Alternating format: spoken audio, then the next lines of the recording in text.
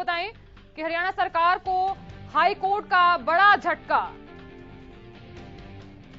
High court ने निजी नौकरियों में आरक्षण पर रोक लगा दी है। Haryana state employment of local candidate act 2020 पर रोक लगा दी है। तो बड़ी जानकारी, हरियाणा सरकार को हाई कोर्ट का बड़ा झटका लगा है। तो आपको बता देते हैं कि हाई कोर्ट ने निजी नौकरियों में आरक्षण पर रोक लगा दी है। Haryana state employment of local candidate act 2020 पर रोक लगा दी है। ज्यादा जानकारी के साथ मेरे सहयोगी रवि कालीरामन जुड़ गए। रवि, यहां जिस तरीके से हरियाणा सरकार को हाई कोर्ट का बड़ा झटका लगा है, उसको देखते हुए फिलहाल क्या कुछ जानकारी है? बिल्कुल साधना, देखिए हाई कोर्ट ने निजी क्षेत्र में नौकरियों पर 75% आरक्षण का कानून सरकार लेके आई, उस कानून पर रोक लगा दी है। हरियाणा सरकार को हाई कोर्ट का बड़ा झटका, जिसको कहा जा सकता है हरियाणा के निवासियों को निजी क्षेत्र में नौकरियों का 75% आरक्षण प्रदान करने वाले भाजपा जनता गठबंधन सरकार को बड़ा झटका दिया है। और कहीं ना कहीं इससे पहले लगातार जिस प्रकार से जननायक जनता पार्टी जब सत्ता में नहीं थी, जब वो विपक्ष में रहकर तमाम जो वादे करती थी, उनका जो मैनिफेस्टो का एक बड़ा वादा था 75% हरियाणा के युवाओं को रोजगार मिले, पर कहीं ना कहीं वो इस पर कानूनी जो है दर्जा देकर इसको लागू किया था। और अब हाईकोर्ट की तरफ से इस पर रोक लगा दी गई है। मैं जिक्र करना चाहूंगा, इसी कानून के साथ हाईकोर्ट ने इस केस को एडमिट भी कर लिया है। कहीं सरकार से लगातार ये केस एडमिट नहीं था, इसको एडमिट भी कर लिया है। Faridabad industries association, Gurgaon industries और अन्य औद्योगिक संस्थाओं ने इस पर केस दायर किया था। और उस केस की सुनवाई करते हुए फिलहाल 75% कानून जो बनाया था हरियाणा सरकार ने, हरियाणा में जो भारतीय जनता पार्टी और जननायक जनता पार्टी की गठबंधन सरकार है, इस पर फिलहाल रोक लगा दी है। एक बड़ा झटका हरियाणा सरकार को हाईकोर्ट के द्वारा दिया गया है। जी रवि, जिस तरीके से आपने अभी जानकारी दी कि हाई कोर्ट का जो बड़ा झटका है वो दिया गया है, लेकिन फिलहाल इस पूरे प्रकरण को देखते हुए, इस पूरे मामले को देखते हुए हरियाणा सरकार का इस पर क्या कुछ कहना है? देखिए साधना, ये फिलहाल जो है आज हाईकोर्ट ने रोक लगाई है और अभी तक किसी प्रकार का सरकार की तरफ से कोई पक्ष नहीं आया। जैसे ही सरकार अपनी प्रतिक्रिया इस पर देती है तो वो हम अपने दर्शकों तक जरूर पहुंचाएंगे। फिलहाल एक बड़ा झटका हाईकोर्ट ने हरियाणा सरकार को दिया है। क्योंकि अक्सर हम भी देखते हैं कि विपक्ष आए दिन हरियाणा सरकार पर आरोप लगाता है, या फिर यूं कहे कि भाई फर्जीवाड़ा हुआ है नौकरियों में। इस तरह के लगातार हम मामले सुनते आए हैं।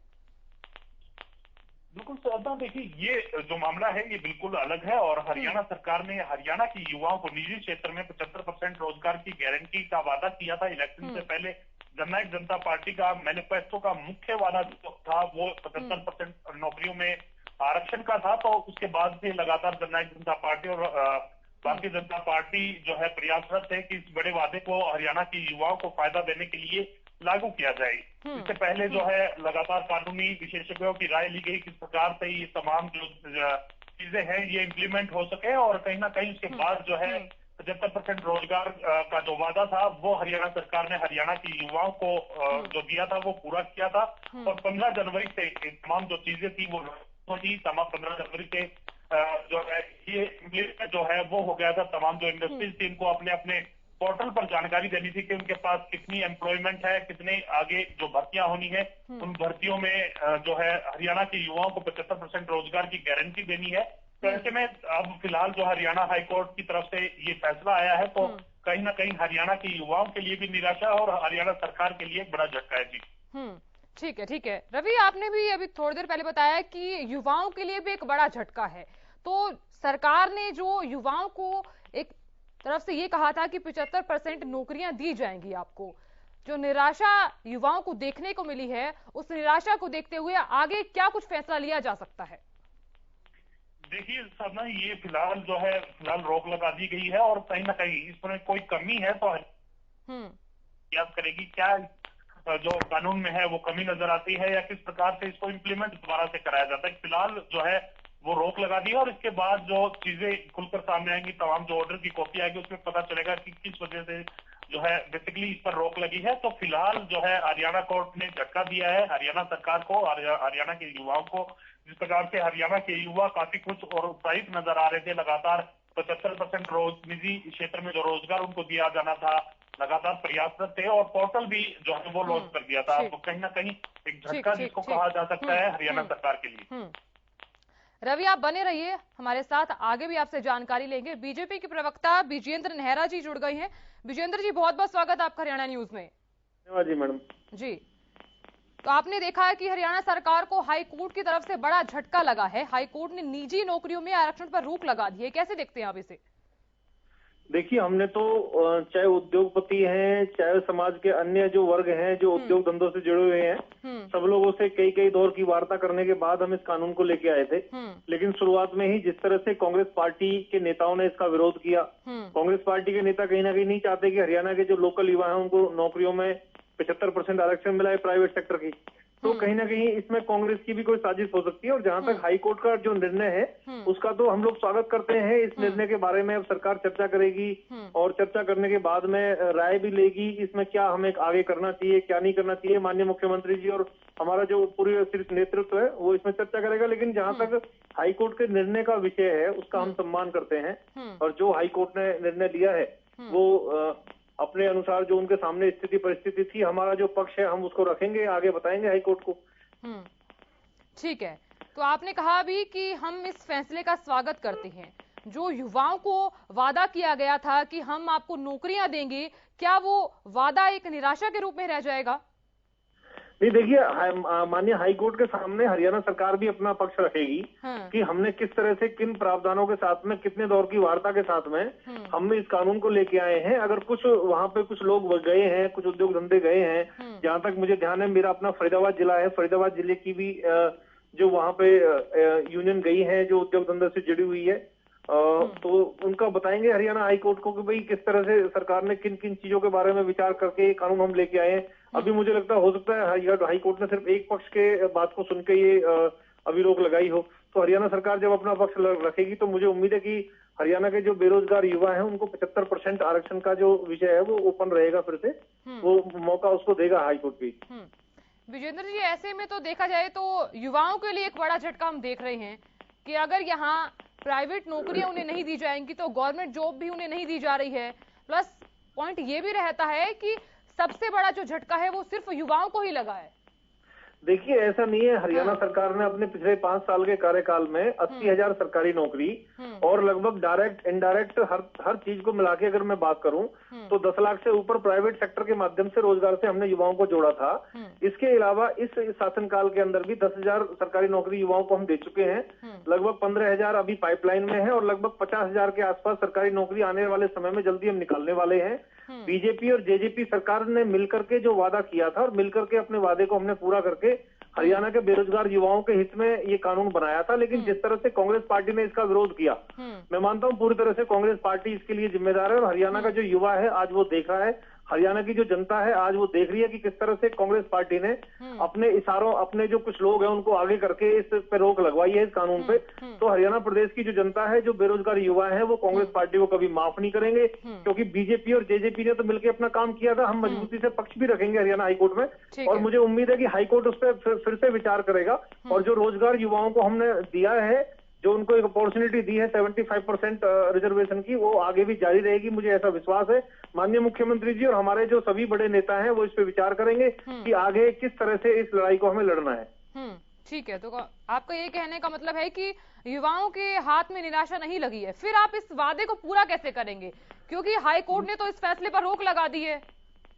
देखिए, नई शिक्षा नीति भारत सरकार जो लेके आई है उसमें भी हमारा स्किल डेवलपमेंट के ऊपर बहुत ध्यान है। विदेशी निवेशक भी हमारे देश के अंदर भारी मात्रा में और हरियाणा प्रदेश के अंदर माननीय मुख्यमंत्री जी के नेतृत्व में आ रहे हैं। और जो है ना, ईज ऑफ डूइंग बिजनेस के मामले में भी हरियाणा प्रदेश ने आगे बढ़ाया है। और जहां तक बात है स्किल डेवलपमेंट की, पलवल के पड़थला क्षेत्र के गाँव में, दूधोला गांव के अंदर लगभग 1500 करोड़ रुपए की लागत से 100 एकड़ जमीन पर एक श्री विश्वकर्मा कौशल विकास केंद्र हमारी सरकार ने स्किल डेवलपमेंट यूनिवर्सिटी खोली है, जिसमें 15,000 बेरोजगार युवा हर साल कोर्स करके निकलेंगे। स्टाइफंड के रूप में उनको 10 से 12,000 रुपए भी दिए जाएंगे और साथ साथ वो कोर्स भी पूरा कर लेंगे। इस तरह से जगह जगह स्किल डेवलपमेंट सेंटर हमारी सरकार ने खोलने का हरियाणा प्रदेश के अंदर काम किया है। तो बेरोजगारी हरियाणा प्रदेश से कैसे दूर हो, इसके लिए माननीय मुख्यमंत्री जी ने बहुत प्रयास किया। 2024 तक हरियाणा प्रदेश से बेरोजगारी पूरी तरह से खत्म हो, ऐसा संकल्प माननीय मुख्यमंत्री श्री मनोहर लाल जी ने लिया है, भारतीय जनता पार्टी और जेजेपी की सरकार ने लिया है। तो मुझे ऐसा लगता है कि हरियाणा हाईकोर्ट के अंदर भी जब अपना पक्ष मजबूती से हम रखेंगे, अभी मुझे ध्यान नहीं है क्योंकि अभी ये डिसीजन आया है, तो इसमें इसके बारे में भी ठीक कोई भी बात कहना ठीक नहीं है, क्योंकि डिसीजन भी पूरी तरह से हम लोगों ने नहीं पढ़ा है। अभी बातचीत करेंगे सरकार में भी, हमारी पार्टी लाइन इस विषय में क्या होनी चाहिए। अभी तो सिर्फ ये कि डिसीजन के ऊपर एक तुरंत प्रतिक्रिया अपनी हम यही दे सकते हैं कि कोर्ट का जो फैसला है वो अपनी जगह ठीक है, उसका हम स्वागत और सम्मान करते हैं, लेकिन कोर्ट में मजबूती से रखेंगे। और आगे आने वाले समय में हमें विश्वास है कि जो कानून हरियाणा सरकार ने बहुत सोच समझ के सब लोगों से राय मशवरा करके हमने बनाया था वो जारी रहे, हमारा ये प्रयास रहेगा। ठीक है। तो मतलब आपका कहने का ये मतलब है कि आप अपना पक्ष रखेंगे हाई कोर्ट के सामने, ठीक है। प्लस आपने ये भी तो देखा ना कि तो शाम से विधायक किरण चौधरी आए दिन कहती है कि यहाँ हरियाणा सरकार ने युवाओं के लिए कुछ भी नहीं किया, बेरोजगार बैठे हैं घर में युवा, रोजगार तो है ही नहीं। देखिए आजकल सब पढ़े लिखे लोग हैं, आप बहुत समझदार जिम्मेदार चैनल और पत्रकार हैं, गूगल करके आप देखिए हरियाणा विधानसभा के अंदर जो आंकड़े रखे हैं कांग्रेस इनेलो ने, मार्च 1999 से लेकर 2005 तक जब इनेलो सरकार थी तो 5556 सरकारी नौकरी इन्होंने दी थी। ये आंकड़ा इन्होंने विधानसभा में बताया है। हरियाणा के अंदर 2009 से जब कांग्रेस पार्टी की 2005 से 2009 तक जब कांग्रेस पार्टी की सरकार थी, इन्होंने अपने शासनकाल के अंदर 18,020 सरकारी नौकरी दी थी, जो विधानसभा के पटल पे इन्होंने आंकड़े रखे हैं। और मैं ऑन रिकॉर्ड आपको बता रहा हूं आंकड़ों के साथ में 80,000 से ज्यादा सरकारी नौकरी पिछले 5 साल हमारी सरकार ने दी है। तो आप तुलना करिए 3 सरकारों के बीच में, एक ने 5500 दी अपने शासनकाल में, एक ने 18,020 दी और एक सरकार ने 80,000 सरकारी नौकरी दी। तो किसने रोजगार ज्यादा दिया है? और जहां तक स्किल डेवलपमेंट की बात है, उस पर हमारी सरकार का बहुत ध्यान है। हमने हमारे समय के अंदर विदेशी निवेश भी सबसे ज्यादा आया है, एफडीआई सबसे ज्यादा आया है। इसके साथ साथ जो बेरोजगार युवा हैं, हमने जैसे अपना कौशल रोजगार निगम के माध्यम से एक सरकार ने अपनी कंपनी बनाई है, जो ठेकेदारी में युवाओं के साथ में भेदभाव होता था उसको खत्म करने के लिए अब कौशल रोजगार निगम के तहत ठेकेदारी में भी डीसी रेट की जॉब भी, आउटसोर्सिंग 1 आउटसोर्सिंग 2 की जो जॉब थी वो बेरोजगार युवाओं को दी जाएंगी ईमानदारी के साथ में। उनके साथ उनका पीएफ, ईएसआई, उनकी छुट्टियां पूरी मिलेंगी, उनके साथ शोषण बंद होगा, सैलरी उनकी पूरी मिलेगी। और इसके साथ साथ हरियाणा सरकार ने जो सक्षम युवा योजना एक चला रखी है, जिसमें जो ग्रेजुएट पोस्ट ग्रेजुएट है 100 घंटे काम के बदले में उसको 12,000 तक, और जो 12th पास युवा है उसको 8 से 10,000 तक देने का सरकार 100 घंटे एक महीने में 100 घंटे काम कराने के बदले देती है। तो बेरोजगार युवाओं को रोजगार देने की दिशा में हमारी सरकार ने बहुत काम किया है। इस दिशा में आगे भी हम लगातार काम करते रहेंगे। और जहां तक कांग्रेस पार्टी की बात है, देखिए वो तो राजनीति करने के लिए, वो तो सिर्फ विरोध करने के लिए विरोध करते हैं, बाकी वैसे उनके पास कुछ नहीं है, क्योंकि उनकी दुकान पूरी तरह से खाली है। जनता ने उनको 2 बार से सबक सिखा रही है, आगे फिर सबक सिखाएगी। ठीक है। विजेंद्र जी बने रहिए आप हमारे साथ, आगे भी आपसे क्वेश्चंस करेंगे, इस विषय पर चर्चा करेंगे। जेजेपी प्रवक्ता हरदीप पाडला भी हमारे साथ जुड़ गए हैं। हरदीप जी बहुत बहुत स्वागत आपका हरियाणा न्यूज में। हरदीप जी आप हमें सुन पा रहे हैं? हरदीप जी आप हमें सुन पा रहे हैं?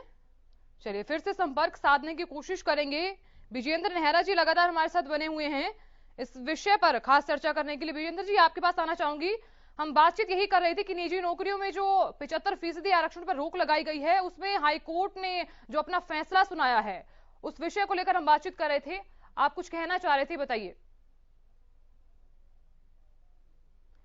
विजेंद्र जी आप हमें सुन पा रहे हैं? मुझे आवाज आ रही है, आपको आवाज आ रही है क्या मेरी? जी कहिए। मैं ये कह रहा था, पहले भी जो औद्योगिक संगठन है वो हाईकोर्ट में गए थे, और आपने ध्यान दिया हो तो पहले भी इन्होंने कोशिश करी थी कि जो डेट थी उसको रुकवाने का इनका प्रयास था, हाईकोर्ट ने उसको मना कर दिया था। और उसके बाद में फिर कंटिन्यू ये लोग जाते रहे। लेकिन हमारा माननीय दुष्यंत चौटाला जी जो उप मुख्यमंत्री हैं, माननीय मुख्यमंत्री जी ने फरीदाबाद, जैसे मेरा अपना जिला फरीदाबाद है, औद्योगिक नगरी है, यहाँ पे कई दौर की उद्योगपतियों के साथ बातचीत की है, गुड़गांव में बातचीत की है, उनके सेमिनार लगाए हैं। और माननीय दुष्यंत चौटाला जी ने अभी सोशल मीडिया के माध्यम से भी अगर किसी को कोई दिक्कत परेशानी है तो उसका सॉल्यूशन करने की दिशा में काम किया है। हमारा मकसद कतई ये नहीं है कि उद्योगपतियों को परेशान किया जाए, उनको तरह तरह की सब्सिडी हमारी सरकार ने दी है, सड़क, सीवर, बिजली, पानी की सुविधा हमने दी है, चौड़ी सड़कें दी हैं, और उद्योगपतियों को सब्सिडी देने का हमने काम किया, उनको प्रोत्साहित करने का काम किया है। लेकिन जरूर हमारा मकसद इतना भी है कि हरियाणा प्रदेश के अंदर आज जो उद्योग धंधे कारखाने जो स्थापित हैं, उसमें हरियाणा के युवा बहुत कम मात्रा में है, बाहर के युवा ज्यादा हैं। और इस कानून के अंदर भी उद्योगपतियों की समस्या को देखते हुए हमने जो 50,000 रुपए की कैपिंग लगाई थी पहले, उसको हम 30,000 रुपए पे ले आए थे। यानी अगर आपने लेना है 75% तक, तो 30,000 तक की जॉब के अंदर ही हरियाणा प्रदेश के बेरोजगार युवा को लेना है। उसके अंदर भी एक जिले से अगर आप चाहें तो 10% की जो अनुमति थी उसको सीमित कर सकते थे 10% तक। अगर आपको फिर भी लगता है कि उस जिले के अंदर कोई आपको या लोकल कोई युवा नहीं मिला, तो आपको ये छूट देते हैं, ये कानून के अंदर ये छूट थी कि आप बाहर के किसी राज्य से ले सकते हैं कर्मचारी, उसमें कोई रोक थोड़ी थी। ये कानून आपको बिल्कुल इस चीज के लिए नहीं रोकता था। अब एसडीएम डीसी से परमिशन लेने के बाद में आप बाहर के किसी युवा को रख सकते हैं। और सिर्फ 30,000 रुपए तक की जॉब के लिए हरियाणा सरकार ने कानून बनाया था। मुझे लगता है 30,000 रुपए तक की जॉब के लिए आज बहुत ज्यादा हुनरमंद की जरूरत भी नहीं होती। और वैसे भी हरियाणा प्रदेश के अंदर पढ़े लिखे बेरोजगार युवाओं की भी कोई ऐसी कमी नहीं है, क्योंकि ज्यादातर ये मानते हैं कि भाई अगर आप किसी को बीए लेना है, किसी को ग्रेजुएट बंदे को लेना है, किसी को एमबीए को लेना है, बीकॉम पीएचडी लेना है, तो हरियाणा प्रदेश के अंदर भी पढ़े लिखे युवा हैं। और काम के मामले में जहां तक कंपनियों का ये सवाल था कि भाई उनको हुनरमंद होना चाहिए, उनको स्किल्ड होना चाहिए, उनको काम की जानकारी होनी चाहिए, तो हमारी सरकार ने आईटीआई की संख्या हरियाणा प्रदेश के अंदर बढ़ाई है। हमने स्किल डेवलपमेंट सेंटरों को बढ़ाया है। उद्योग धंधों के हिसाब से हमने बेरोजगार युवाओं को ट्रेंड करना शुरू किया है। विजेंद्र चहल जी, आपके पास आऊंगी मैं। कांग्रेस के प्रवक्ता खालिद चहलका जी हमारे साथ जुड़े हैं। खालिद जी, बहुत स्वागत आपका। जी नमस्कार। खालिद जी, कैसे देखते हैं आप हरियाणा सरकार को हाई कोर्ट की तरफ से एक बड़ा झटका लगा है, कितनी बड़ी चुनौती देखते हैं आप बीजेपी को? देखिए, अभी मैं माननीय बीजेपी के प्रवक्ता को सुन रहा था, एक तरह से उन्होंने अपनी सरकार को खुद ही सर्टिफिकेट दे दिया। उन्होंने कहा कि 30,000 तक की नौकरी के लिए सरकार ने एक कानून बनाया था। हमारे प्रदेश पढ़े लिखे बेरोजगार युवाओं की कमी नहीं है। ये उनका भी ये मतलब इससे जब मुझसे पहले बात करते थे उनका खुद का वक्तव्य है। तो मैं समझता हूँ कि बिल्कुल वैसी ही सोचकर उनकी सरकार काम कर रही है। एक तो आपने जो आरक्षण की बात करी, जो आरक्षण देने की बात करी, वो जैसे अभी हमारे प्रवक्ता साथी ने कहा, वो तो कह रहे हैं कि विपक्ष लगातार इस मुद्दे को लेकर उंगली उठा रहा था, लगातार सवाल कर रहा था। नहीं, विपक्ष अगर सवाल इसलिए कर रहा था कि नहीं, मेरा एक सवाल और भी है खालिद भाई मेरा विजेंद्र जी, आपके पास आऊंगी मैं, आऊंगी विजेंद्र जी। खालिद जी की एक बार बात सुन लेते। विजेंद्र जी, मेरा एक छोटा सा सवाल है कि भूपेंद्र सिंह हुड्डा जी ने प्रेस कॉन्फ्रेंस करके कहा था कि ये कानून तो पहले से हरियाणा में हमने लागू कर रखा है। अगर आपने लागू कर रखा था तो आप विरोध क्यों कर रहे थे इसका? और आपने जो ये हाई कोर्ट से कैंसिल कराया है, इसके लिए हरियाणा का युवा माफ नहीं करेगा कांग्रेस पार्टी को? आपको चुनावों में सबक सिखाएगा हरियाणा प्रदेश का युवा? देखिए, वो अभी चुनाव आने दीजिए तो बात की बात है। ये तो फालतू की बातें हैं जो आप हमेशा करते हैं।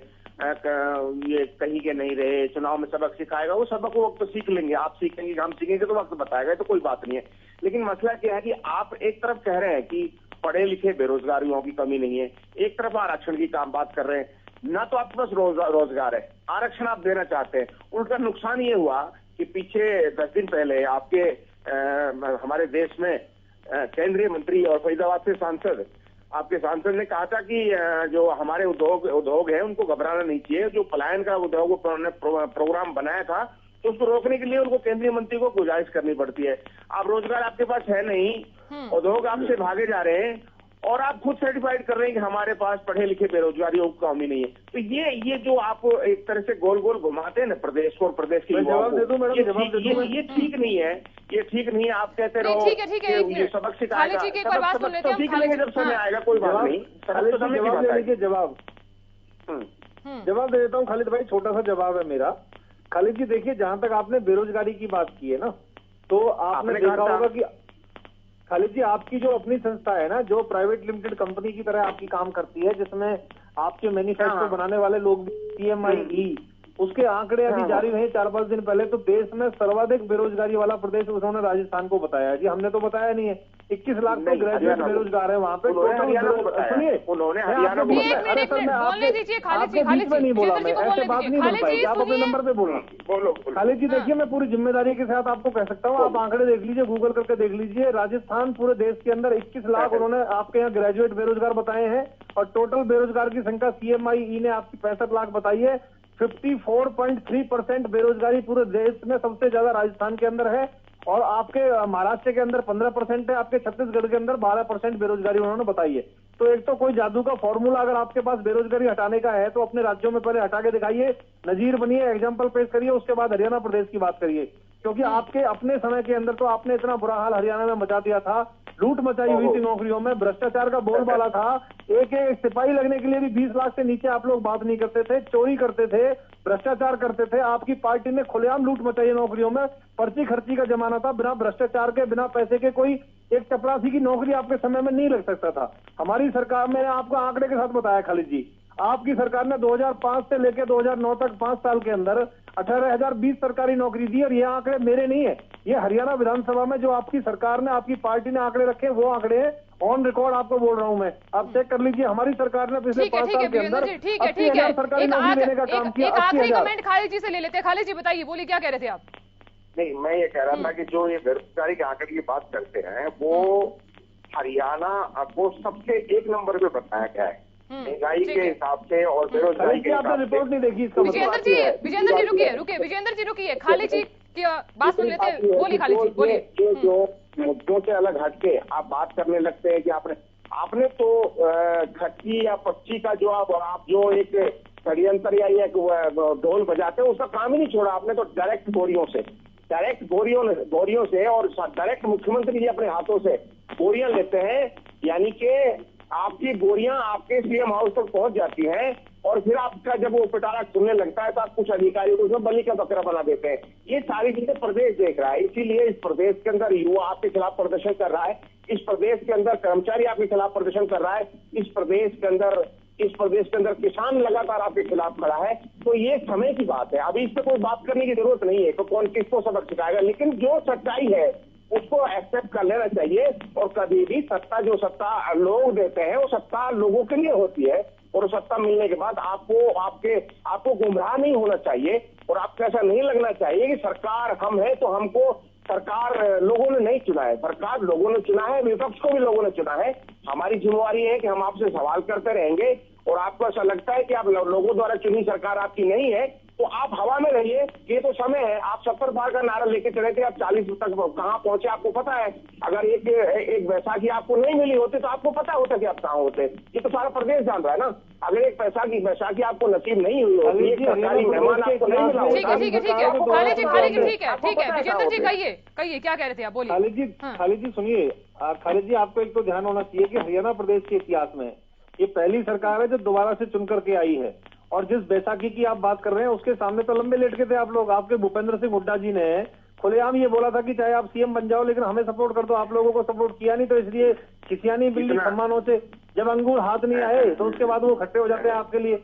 आप ये बताइए ना, हरियाणा में बीजेपी और जेजेपी ने मिलकर जो सुशासन दिया है, जो लोगों को ईमानदारी से शासन दिया है, उसकी तो आपके लोग भी तारीफ करते हैं।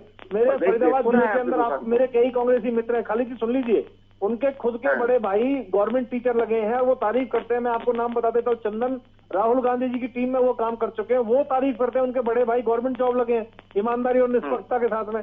तो खालिद भाई, रोजगार देने में हमारी सरकार का कोई सानी नहीं है, भ्रष्टाचार करने में कांग्रेस पार्टी का कोई सानी नहीं है। आज भी आपके भूपेंद्र सिंह हुड्डा जी पर 100 से ज्यादा लगभग केस चल रहे हैं। वो किस चीज से चल रहे हैं? खालिद जी सुनिए, आपके पास भी आऊंगी, मैं आपके पास भी आऊंगी। विजेंद्र जी, आपको कहने का ये मतलब है कि आपकी सरकार ने रोजगार भी दिया, बेरोजगार भी नहीं है आपकी सरकार में। बोलिए खालिद जी, क्या कहेंगे आप? इन्होंने साफ तौर पर कह दिया है कि हमारी सरकार में बेरोजगार नहीं है युवा, हमने हर सुविधाएं दी है। खालिद जी कहिए। मैं कंप्लीट करता हूँ। विजेंद्र जी आऊंगे आपके पास। विजेंद्र जी सुनिए आऊंगे आपके पास भी। खालिद जी को बोले, खालिद जी। हमारी सरकार में बेरोजगार नहीं है। नहीं खालिद भाई सुनिए, 30 सेकंड में कंप्लीट कर रहा हूँ। मेरा कहने का मतलब ये नहीं है कि हमारी सरकार में बेरोजगार नहीं है। अभी आपने 3 मिनट पहले कहा, अब मुश्किल से उस बात को 3 मिनट हुए, आपने खुद ने कहा कि हमारे प्रदेश में पढ़े लिखे बेरोजगार BA MA लोगों की कमी नहीं है, इसलिए हमने सोचा कि 30,000 की नौकरी को रिजर्वेशन देते हैं। दूसरा, जो इतिहास की बात करते हैं, इतना लंबा बात नहीं आया। तो अभी आपको पता है कि इस प्रदेश के अंदर 10 साल का शासन प्रदेश में रहा, जिससे प्रदेश नंबर 1 प्रदेश जाना गया।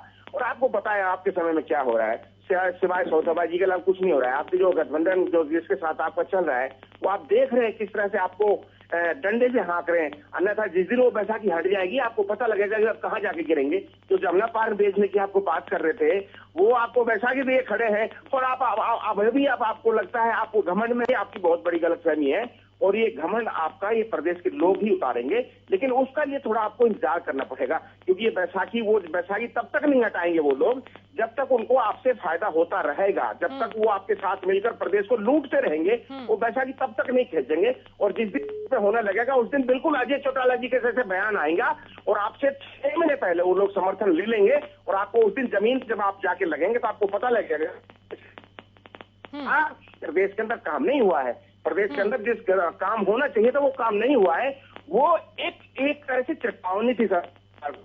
ठीक है खालिद जी, एक कमेंट इनसे भी ले लेते हैं। विजेंद्र जी कहिए, ये इनका साफ तौर पर कहना है कि प्रदेश में कोई भी काम नहीं हुआ है, प्रदेश में हर युवा रोजगार उनके पास है ही नहीं, बेरोजगार बैठा है। कहिए, क्या कहेंगे आप?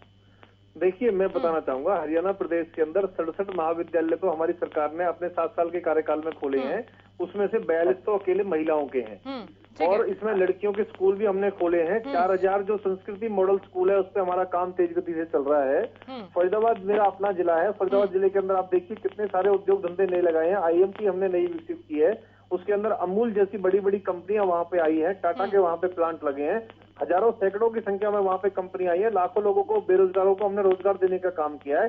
देखिए, सरकारी नौकरी तो एक लिमिटेड चीज है, 3 से 4 लाख टोटल कर्मचारी हरियाणा प्रदेश के अंदर गवर्नमेंट जॉब से जुड़े हुए हैं, उसको हम बढ़ा नहीं सकते। लेकिन इसके अलावा प्राइवेट सेक्टर के अंदर स्किल डेवलपमेंट के माध्यम से, नए नए स्किल डेवलपमेंट सेक्टर खोलने के माध्यम से, और जैसे मैंने आपको बताया दूधौला के अंदर जो 1500 करोड़ रुपए की लागत से 100 एकड़ जमीन में Shri Vishwakarma skill development university हमने बनाई है और वो बनके तैयार हो चुकी है। ऐसा नहीं है कि बनेगी या होगा, वो बनके तैयार हो चुकी है, उसमें क्लासेस लगनी शुरू हो गई है। तो बेरोजगारी पे हरियाणा सरकार का बहुत फोकस है और जो कांग्रेसी प्रदेश है उनके अंदर तो बेरोजगारी का बुरा हाल है। हमारा बिल्कुल भी कतई ये नहीं कहना कि हरियाणा में बेरोजगारी नहीं है। माननीय मुख्यमंत्री जी ने स्वयं कहा है कि कोरोना की वजह से हो सकता है 5 से 6% हमारे यहाँ पे बेरोजगार हो, और ऐसा नहीं है खालिद भाई, हमारे यहाँ पढ़े लिखे भी बेरोजगार है। इस चीज को स्वीकार करने में हमें कोई बुराई नहीं। और ये खालिद भाई, बेरोजगारी सिर्फ हरियाणा की समस्या नहीं है, ये पूरे देश की समस्या है। लेकिन माननीय प्रधानमंत्री नरेंद्र मोदी जी भी और हमारी भारतीय जनता पार्टी और JJP की हरियाणा सरकार भी बेरोजगारी से निपटने के लिए कारगर उपाय कर रही है, इसके बारे में सोच रही है। उद्योगपतियों को हम जो स्टार्टअप हमारे नए युवा करते हैं उनको आपने देखा कि कैसे 3 से 4 साल तक छूट दी है माननीय प्रधानमंत्री जी ने। हरियाणा सरकार उनको प्रोत्साहित करने का काम कर रही है, उनको बेसिक फैसिलिटी हम लोग दे रहे हैं ईज ऑफ डूइंग बिजनेस में कैसे। चलिए ठीक है विजेंद्र नेहरा जी और खालिद चहलका जी, आप दोनों का बहुत बहुत शुक्रिया, अपना कीमती वक्त हमें देने के लिए बहुत बहुत शुक्रिया। धन्यवाद जी। ठीक है, तो आपको बता देते हैं कि हरियाणा स्टेट एम्प्लॉयमेंट ने के तहत जो फैसला सुनाया गया था उसमें हरियाणा सरकार को एक बड़ा झटका लगा है। हाईकोर्ट ने निजी नौकरियों में आरक्षण पर पूरी तरह से रोक लगा दी है, क्योंकि निजी नौकरियों में 75% आरक्षण पर जो फैसला सुनाया गया था उस फैसले के तहत पूरी तरह से रोक लगा दी गई है।